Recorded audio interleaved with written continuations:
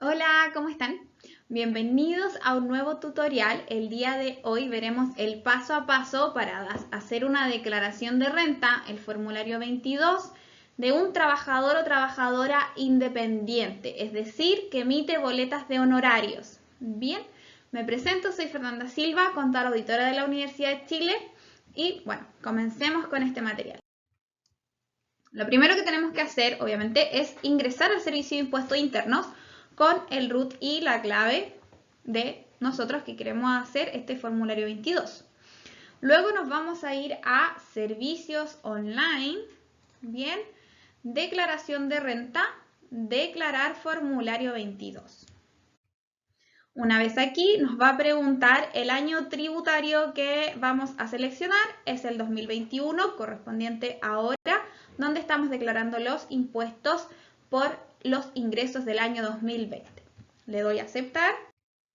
Bien, me van a aparecer mis datos y acá hay información para declarar. Si yo hago clic aquí en esta información para declarar, se va a desplegar, ¿cierto?, una pantalla donde está la distinta información que tiene el Servicio de Impuesto Interno con respecto a nuestros ingresos y a la información de agentes retenedores que han realizado declaraciones juradas correspondiente a nuestros ingresos. En este caso, de boletas de honorarios, podemos tener dos principalmente. La primera que veremos es la declaración jurada 1879, que la hacen las empresas a quienes los trabajadores y trabajadoras independientes han emitido una boleta de honorario y es la empresa que ha retenido en el año pasado el 10,75% de la boleta de honorario. Bien, acá muestra el resumen donde dice el monto total retenido por empresas y que está actualizado a diciembre del 2020.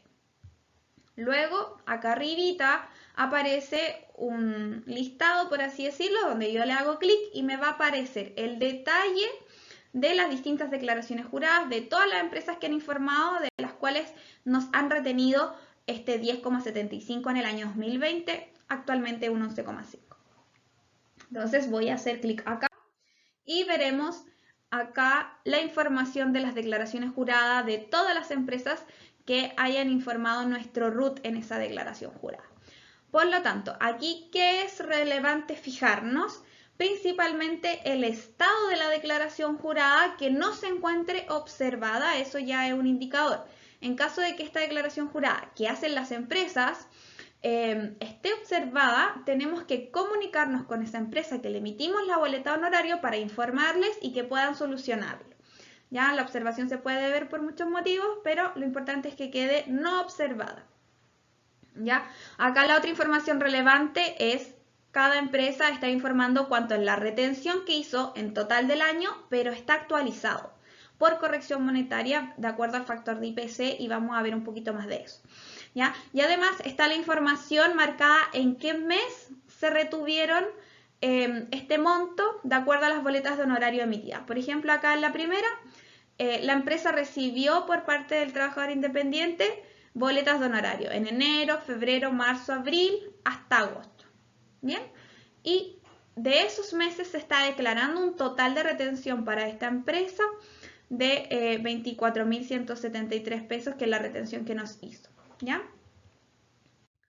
Ahora, luego vamos a comparar esta información que está acá con las boletas de honorarios efectivamente emitidas y nos vamos a ir a servicios online, boletas de honorario electrónicas, emisor de boletas de honorario, luego consulta sobre boletas de honorario electrónicas, consultar boletas emitidas, ¿cierto? Si lo estamos viendo desde nosotros que emitimos boletas de honorario, bueno, consulto boletas emitidas. Voy a preguntar por el resumen del año 2020, que es donde estamos declarando los impuestos, consultar y me va a aparecer este informe resumen de todos los meses del año, la cantidad de boleta, el monto bruto de la boleta honorario, la retención que nos hicieron empresas, retención de terceros y retención contribuyente, es decir, que también tenemos otra forma de emitir boletas de honorario, que es cuando prestamos servicios a personas naturales que no tienen la obligación de retener la tasa, por lo tanto, ahí es quien mismo la emite quien retiene esta parte del 10,75% del año pasado. ¿Ya? En este ejemplo que estoy dando yo están los dos casos, es decir, se emitieron boletas de honorario de empresas donde la empresa retuvo, que es lo que está declarando ahí en esa declaración jurada, acá está sin actualizar, y el segundo caso es que es ella misma, él mismo quien retuvo esta retención, que le llamamos PPM cuando la retenemos nosotros mismos, y la declaramos y la pagamos en el formulario 22, perdón, en el formulario 29 del mes correspondiente. Entonces, por ejemplo, en enero, el contribuyente retuvo 2.150 pesos que fue pagado en el formulario 29 de enero hasta el 20 de febrero, ¿cierto? Bien, entonces estamos viendo este primer caso donde la empresa retiene. Acá está el monto total del año, pero está sin actualizar. Entonces, para nosotros poder coincidir con la información de las declaraciones juradas y saber que está realmente calzada, yo tengo que actualizar todos estos montos de acuerdo a corrección monetaria. Entonces, acá yo hice una tabla con cada mes del año 2020, la retención total que hicieron las empresas, que pagaron efectivamente, y luego tengo acá la corrección monetaria que obtengo desde esta tabla del Servicio de Impuestos Internos. Entonces, en enero voy a ir acá, enero a diciembre, y la corrección monetaria corresponde a un 2,6%. Por lo tanto, voy a multiplicar por este factor 1,026 para obtener la retención actualizada a diciembre.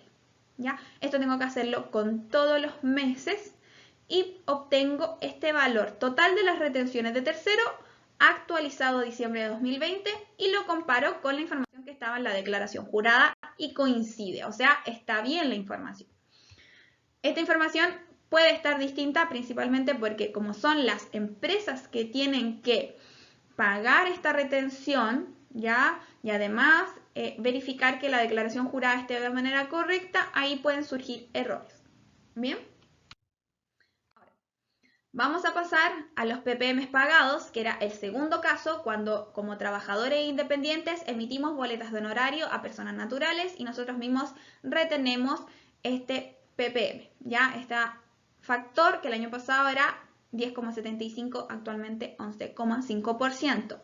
En este ejemplo específico se hicieron retenciones no todos los meses y acá también dentro de la información que tiene el Servicio de Impuesto Interno está el PPM actualizado. Entonces también voy a tener que verificar esta información y acá voy a comparar del código 152 que aparece en el detalle, le hice clic al detalle. Eso lo voy a comparar también con las boletas de honorario, el resumen que estábamos revisando, pero con la retención del contribuyente, o sea, nosotros mismos como trabajadores independientes. Bien, y acá aparece el factor que está el factor de corrección monetaria. Ahora, ojo aquí, no es el mismo factor que estábamos viendo anteriormente porque este factor va un poco desfasado. Es decir, el formulario 29 acá, por ejemplo, que se envió es de enero, el primero, ¿ya? Pero el formulario 29 de enero se paga en febrero. Por lo tanto, la corrección monetaria no va a ser desde enero a diciembre, sino que va a ser de febrero a diciembre para corregir los PPMs. Bien, entonces acá vuelvo a tener una tablita con los PPMs pagados durante los meses que correspondían, ¿ya? Pero que en realidad si es de enero se paga en febrero porque el formulario 29 de enero se paga en febrero. Entonces acá tomo la corrección monetaria desde febrero a diciembre, ¿bien? Y llego al PPM actualizado, sumo los PPM actualizados, ¿ya? Y que tiene que ser el mismo valor que se estaba informando en la declaración jurada y en este caso coincide. Y acá también tenemos que el PPM pagado es esta retención de contribuyentes que tenemos acá en esta columna de el informe de vueltas de honorario resumen. Ahora, una vez que revisamos esta información para declarar y que todo esté en orden, voy a pasar a continuar, ¿cierto? En el formulario 22. Y por ser trabajadores independientes, actualmente tenemos la obligación de cotizar, ¿ya? Cotizar previsionalmente y tenemos dos opciones. Cotización total o cobertura total, ¿ya? Y cobertura parcial. Vamos a ver en primera instancia el caso con cotización total o cobertura total. ¿En qué consiste esto? Entonces nosotros tenemos acá la información del total de boletas de honorarios emitidas, valor bruto actualizado diciembre del 2020. Y acá abajo tenemos las retenciones, tanto que hicieron empresas como los ppm que pagamos nosotros mismos. Bien, entonces, acá me aparece el cálculo hecho. Pero ¿qué hay detrás de este cálculo? Ya, dentro de las cotizaciones que yo voy a tener que pagar son el SIS, el seguro de accidente y enfermedad de trabajo, la ley sana, salud, AFP. ¿Ya? Ahora, vamos a ver cómo se calcula y cómo se llega a este monto que nos están informando acá, que debería ser el pago con retenciones de estas cotizaciones previsionales. Lo primero que vamos a hacer es que este ingreso por honorarios, ¿ya? Lo vamos a multiplicar por 80% y esa va a ser la base para el cálculo de una cobertura total, ¿ya? Acá, 24.756.028 pesos por 80% nos da la base del cálculo 19.804.822 pesos. Sobre este monto voy a calcular cada una de estas tasas correspondiente a cada una de las cotizaciones. Voy a tomar como ejemplo FONASA, ya en realidad salud, pero que en este caso es FONASA, que es de un 7% el factor. Por lo tanto, la base, que la acabo de calcular, la multiplico por el 7% y me da la cotización de FONASA total, es decir, con cobertura total, que en este caso corresponde a 1.386.388 pesos. Bien, luego tenemos la opción de, como les digo, cobertura total, es decir, todas las retenciones que se hicieron a través de la boleta de honorarios se van a distribuir para el pago de cotizaciones previsionales, todo.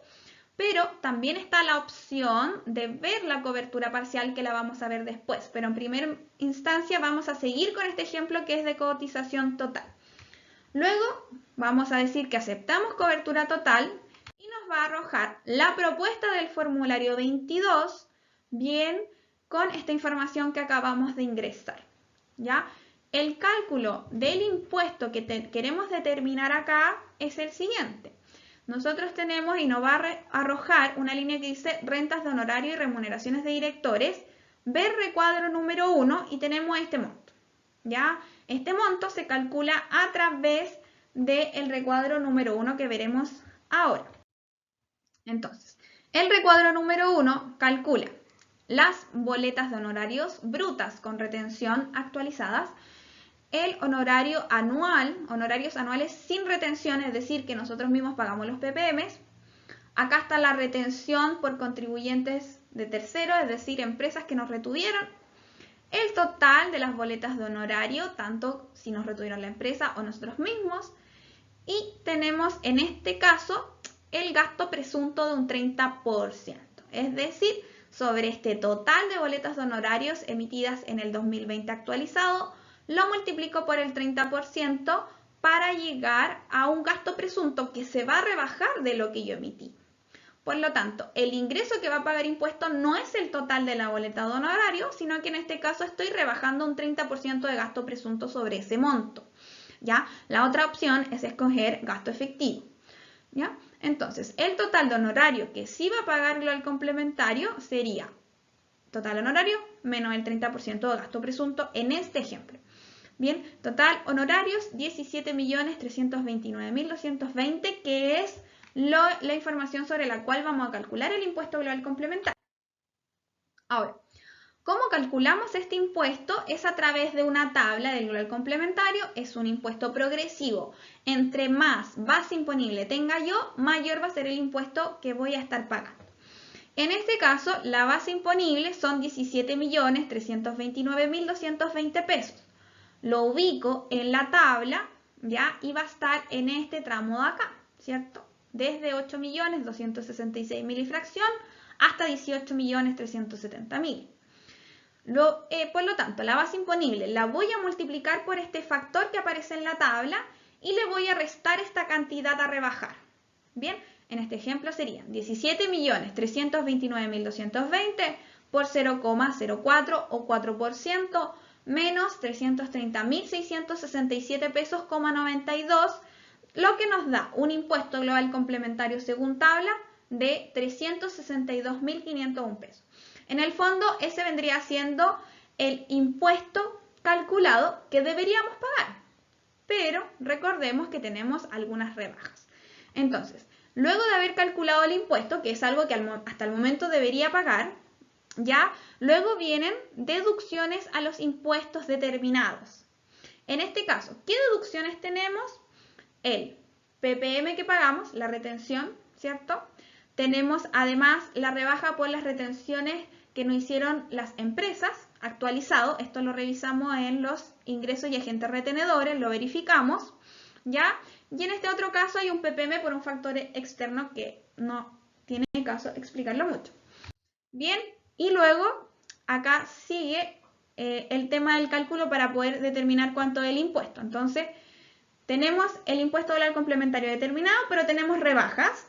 Y ahora tenemos una suma que vendría siendo el cargo por devolución anticipada de retención de honorarios enero y febrero del 2020, que fue un beneficio especial para trabajadores independientes que surgió a raíz de la pandemia, ¿cierto? Que se devolvieron los PPM que se habían pagado en enero y febrero y ahora hay que reponerlo, devolverlo en ese sentido. Solo para quienes ejecutaron ese beneficio, ¿ya? Y les llegó la devolución de la retención de enero y febrero durante el año 2020 que ahora se tiene que reponer, ¿ya? Además, acá está el tema del cargo por cotizaciones previsionales, que como elegimos cobertura parcial, todo este monto, que era el total de las retenciones más el PPM, se va a ir al pago de cotizaciones.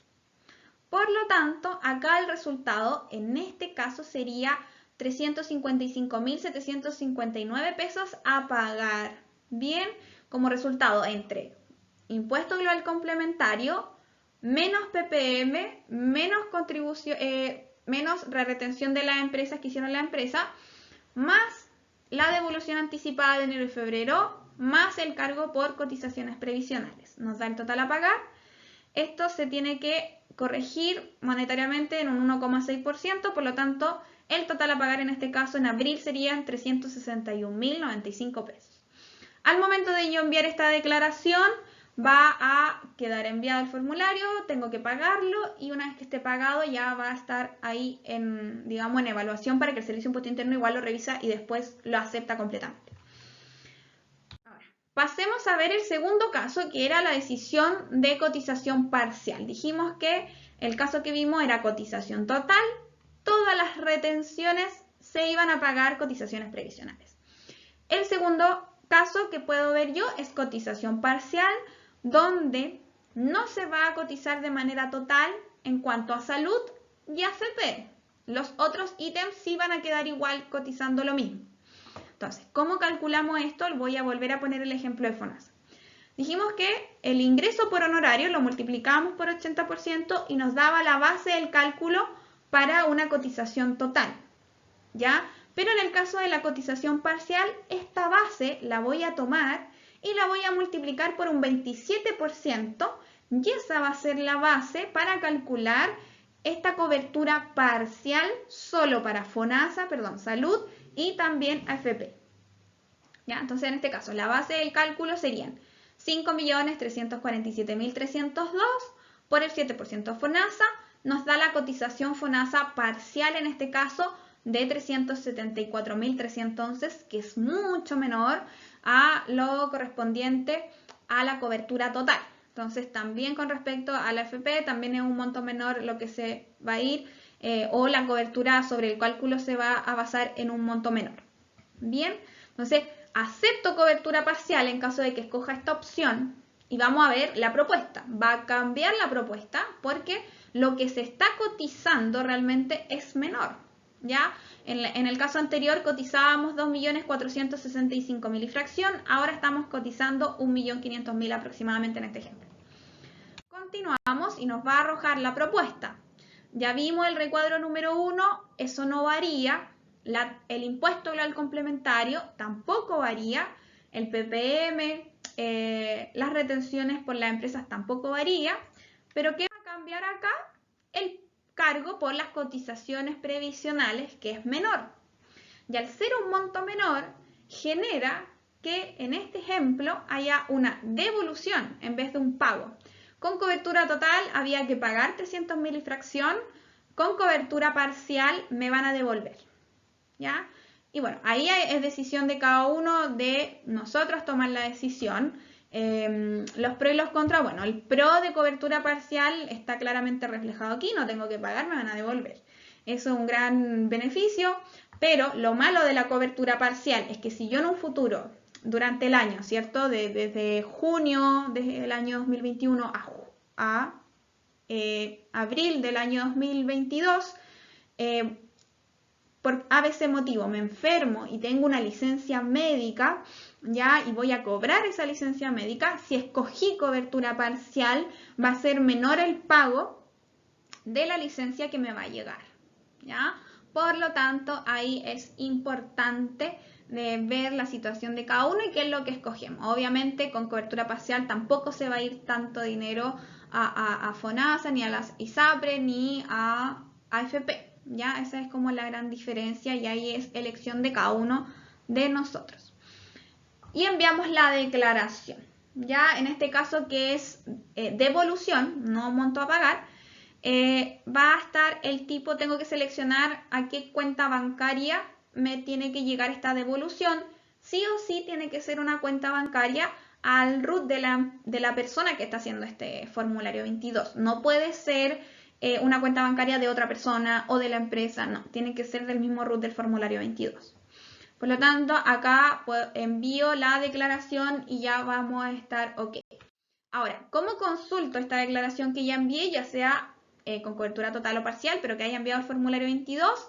Voy a ir a servicios online, declaración de renta, consulta y seguimiento, luego consulta estado de declaración, me va a preguntar el año tributario, selecciono el 2021 que es el presente y nos va a aparecer el cálculo de las cotizaciones previsionales donde nos aparece un informe y bueno, aquí justo lo tapa la imagen, pero está el formulario 22 completo, acá está el certificado del formulario y el formulario 22 compacto. Entonces, a través de esta ruta podemos descargar nuestra declaración de renta que muchas veces nos solicitan, así que ahí una vez completado el proceso ya podemos descargar esta información. Bien, con eso terminamos nuestra presentación, nuestro tutorial con respecto al formulario 22 de un trabajador o trabajadora independiente. Espero te haya sido muy útil. Recuerda que este video va a estar en nuestro sitio web, en YouTube, también en Instagram y en nuestro sitio web también vas a poder descargar esta presentación que mostré, tanto como un Excel complementario con las tablitas que aparecían en esta presentación. Que estén muy bien. ¡Chao!